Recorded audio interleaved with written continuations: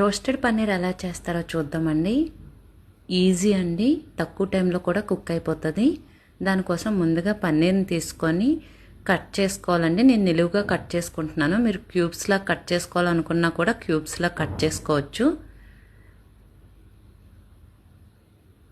మరి చిన్నగా కట్ చేసుకోకూడదండి. ఇది స్నాక్ ఐటెంలా ఉంటుంది కాబట్టి నేను పొడవుగా కట్ చేస్తున్నానండి. మ్యారినేట్ చేసుకోవడం కోసం కారం, గరం మసాలా, వేయించిన జీలకర్ర పొడి, ఉప్పు, అల్లం వెల్లుల్లి పేస్ట్, పసుపు, 3 స్పూన్ కర్డ్ వేయాలండి. కర్డ్ అయినా వేసుకోవచ్చు, ఫ్రెష్ క్రీమ్ అయినా వేసుకోవచ్చు అండి, అది మీ ఇష్టం.